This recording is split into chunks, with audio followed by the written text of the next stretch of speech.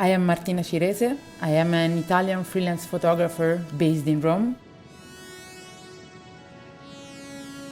It was 2017 when I heard about this story first. I did an online research and I found Anna, and she was a so-called reborn artist. And she told me everything about her work, about her clients.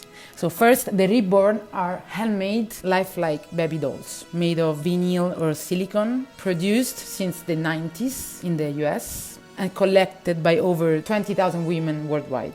The creator of these humanoid objects is called reborn artist, following the tradition of the 19th century doll makers. She meticulously paints veins, roots hair, inserts eyes, and gives the newborn smell and weight effects so that the dolls finally seem human.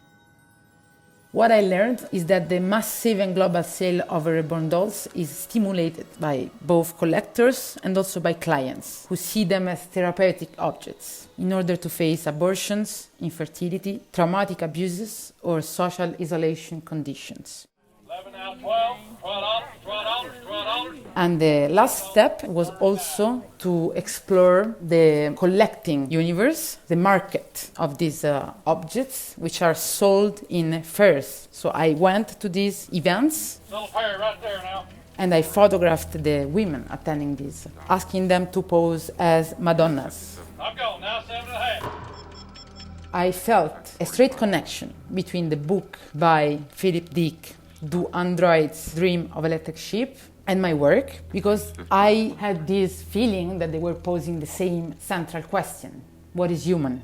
That's why I decided to call this work Do Women Dream of Synthetic Kids? Your hard copy right there.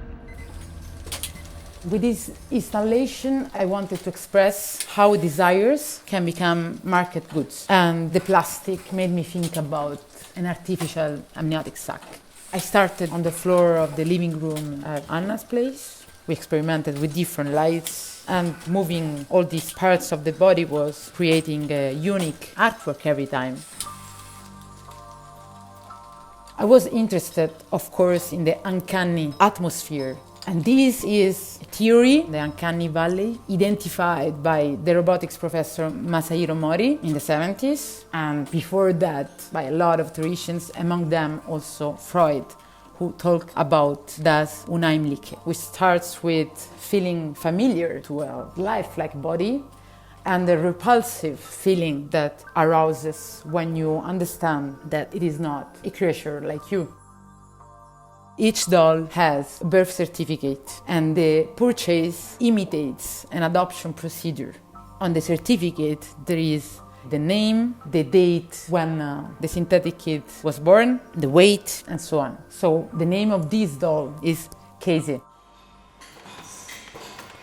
The unique creation of the sculptor then is sent to the factory, and then the factory reproduces the kit, and then the reborn artist can order the kit online. And from the kit, they create the reborn dolls that are then sold to the clients.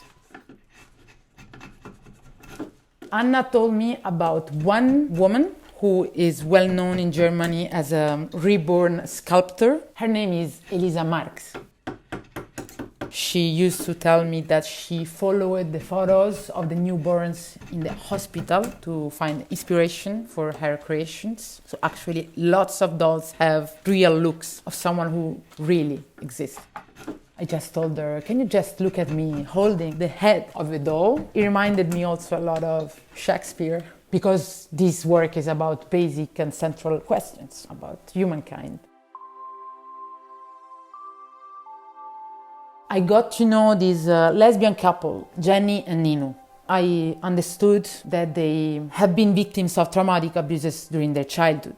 They met in a psychiatric female hospital and they married in 2014, sharing a daily fictional routine with the reborn dolls ever since.